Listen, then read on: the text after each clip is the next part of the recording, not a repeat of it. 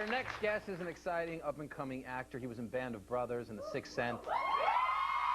Now he is in the lead role in the new NBC show, Boomtown. Things are going very well for Donnie Wahlberg.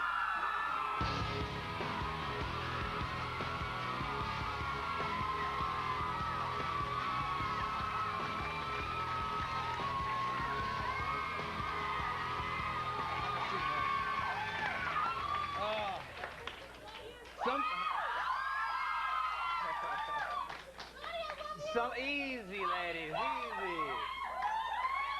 All right. I'm doing all right. Yeah, you are. I'm doing okay. Some things never change. Yeah. I saw you at the Emmys. Congratulations, Band of Brothers, for winning. And what a... You're welcome, too. But nothing to do with Band of Brothers. But I don't know what your feelings were that night, just seeing...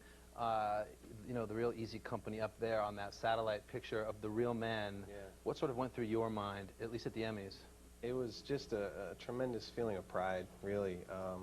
The man that I played, Carwood Lipton, passed away a few months ago, and right. Him and I became great friends. And so I know how he felt about the project. I know how all the veterans felt, but it was sort of the closing of a chapter right. for us as actors, for all the people involved, and for the veterans themselves. It's sort of like the little star on top of the Christmas tree of their lives, you know. How did the veterans feel about they loved Brothers? it. Yeah, they loved it. I mean, they were just, most of these guys didn't share any of their feelings of what happened in the war with their families or their kids or even their grandkids. I mean, Why they never is told that? anyone. Just they're from a different generation. Well, my grandpa was a Green Beret, and I remember spending a lot of time with him before he passed, you know, wanting to learn more about his time that he spent, and he really was closed off to it. He wasn't that kind of man. It was just almost that his generation, you just didn't speak of it. And I didn't know if it was from trauma or if that was out of just the sort of courtesy of war. I think it is trauma. I think, you know, the people in that generation, the men especially, they're just cut from a different cloth. And I think because it was so traumatic for them, you know, they have such a great sense of pride. You know, anytime you speak to some of these guys, they would just cry on cue. It's just like, well, this happened, and I mean, tears start pouring out of their eyes, and they're very prideful men, you know. It's like opening up an emotional floodgate for them. Exactly. And men from that generation, they don't cry, you know. Right. And Mr. Lipton, who you mentioned, unfortunately is no longer here. How did he help you with that, if he wasn't too willing to talk about those days? Well, he was willing. That's the thing. He became willing. He opened up, you know, his life to me, his all of his memories. What kinds of things would you ask him? Well, you know, sometimes it was really frustrating doing Band of Brothers because, you know, we were like real soldiers. I mean, we were grunts. We'd sit in the mud all day with our rifles and, you know, play like kick the packet of cigarettes around. We had nothing to do, I mean, but we all had to be there for the whole 9-month period. So sometimes you'd have a little line and you'd have a lot of time on your hands and you'd start thinking about it like, well, how can I make this really work and really be truthful to him? So I talked to him pretty much every night about whatever little bit I had, and I'd say, you know, what were your feelings about this guy? Do you remember him? And Carwood was really sharp. He remembered everything to the T. I mean, he remembered this guy and that guy and that guy. So he gave me so much that I could use every day. And, you know, there may be a character that nobody liked that Lipton told me, hey, I like that guy. And, you know, I didn't like the way he worked, but I liked him as a man. So I could use that every day, you know. In spending your time with the men of Easy Company, did you notice sort of a common denominator about these men in particular, about their willingness to survive from the early goings all the way through? Yeah. Was there something about, what does it say about men of that time and perhaps you know, even men of today? You know what, it's funny that you asked that question. We received an award, the Television Critics Award, a few weeks ago, and I was thinking about, as I was sitting there, they were doing a special little tribute to 9/11, and I thought about the Easy Company guys, and then I thought about all the firefighters and police officers who ran into the towers, and it became really frightening to me, or ironic.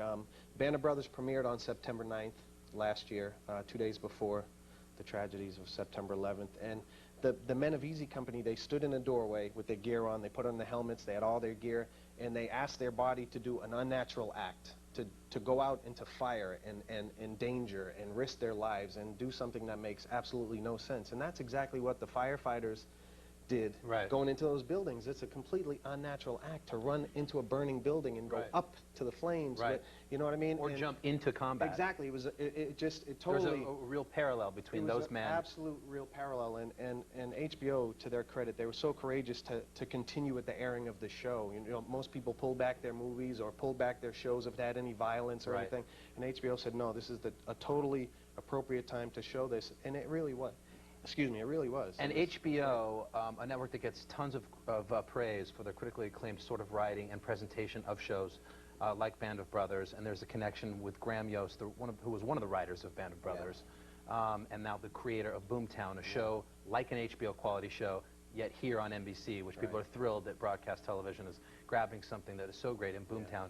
He wrote this role in Boomtown that you play because he was a fan of yours from Band of Brothers, correct? Yeah, absolutely, and I became a fan of his through Did that Band of mean Brothers. when he wrote Boomtown you automatically got the part, or did you still have to audition or read for it, or? No, I did. Well, they automatically were giving it to me. I mean, he said, Donnie, I want you to play this. You know, I created it for you, and you know, it's yours if you want it. And so I read the script, and I was like, you know, I played hardball a little bit, but I knew inside, I was like, I'm doing this, because it was really good. And I guess for those of you who might not know, because Boomtown is, it's not your average cop show, that's for sure. I don't know, what's your sort of pitch for Boomtown?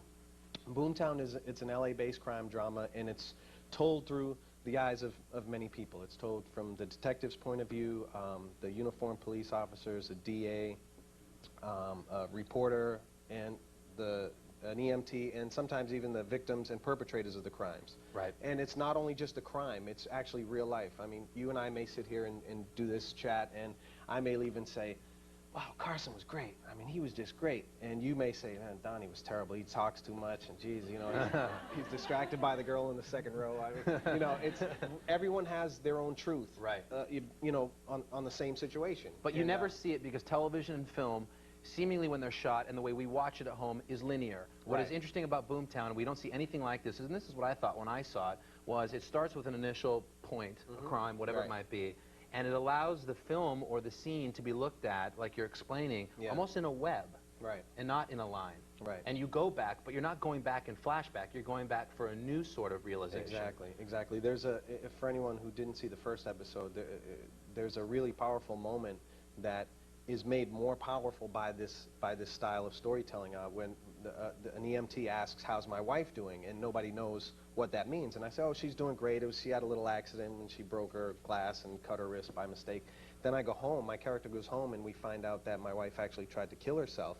And then it replays the scene from the EMT's point of view, and she says again, how's your wife doing? And I say, oh yeah, she had an accident, but now the audience knows. Right, that you didn't know. Exactly, and the EMT knew all along too, because she was at the house helping my wife when she tried to kill herself. I want to show everybody a clip of you in action. Here's a scene of Donnie Wahlberg in Boomtown right here on NBC.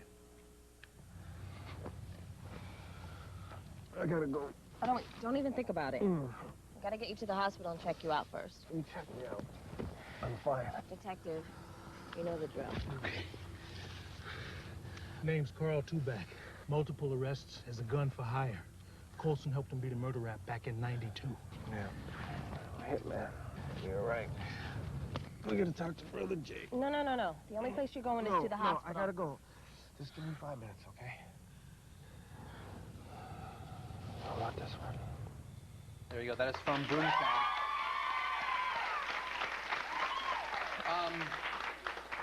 Seeing you in that last frame reminds me of Vincent, your character from Sixth Sense, a film where I'm not sure how many people really knew that was you until maybe the third or fourth, or word traveled that was Donnie Wahlberg. Tell me about one day of shooting and how much time to lose the weight and look like that Vincent guy.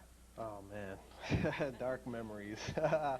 We did a table read, I think, 5 weeks before I was scheduled to shoot, and I remember we did a little rehearsal with Knight and Bruce and Olivia Williams, who was also in the scene, and I said, hey, you know, Knight, I think I'd like to, I actually told Bruce, I said, Bruce, I want to be naked in the scene, you know, do you think that would fly? He said, yeah, that's a good idea, man, tell Knight. And so I told Knight, and he said, yeah, okay, that's good.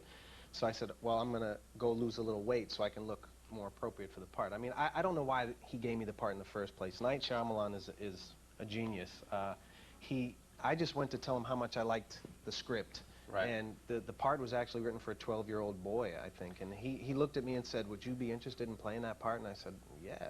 I mean, I was like 180 pounds. I had been working out. I was totally inappropriate for the role, but he gave it to me. So I told him I was going to lose some weight, and I started, you know, the next day losing weight. How long did it take? Well, over a 5-week period, I think I lost 39 pounds.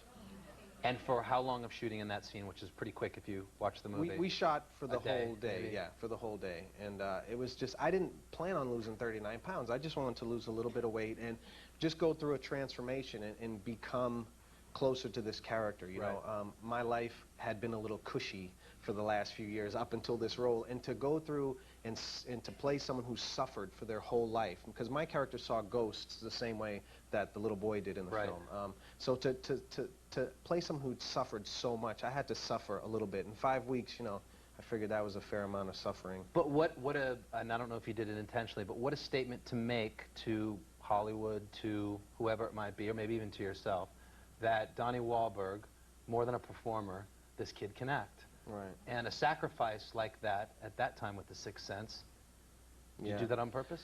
No, I just did it because I didn't want to mess up the movie. I just said, I have to be great. I have to do the best I can because this material is so great. And I knew that Haley Joel Osment was great and Bruce Willis is phenomenal, and I knew the class of people I was working with, and I said, I can't not deliver, and I had to do everything I could. And so when I lost 15 pounds after 2 weeks, I said, well, I can't stop now. I got to keep going because then I won't feel this pain anymore. But I think it showed your devotion, your seriousness to the craft of acting, beyond being those cushy times. Yeah. You know, we had Joey Fatone of NSYNC on the show recently, and he, please don't applaud for him now. No, I'm kidding.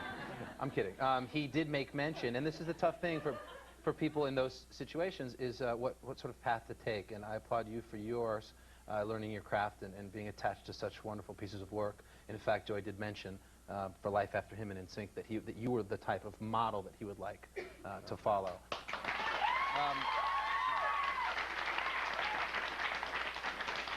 Do the old days still come back? You still have the old fanatical New Kid fans that...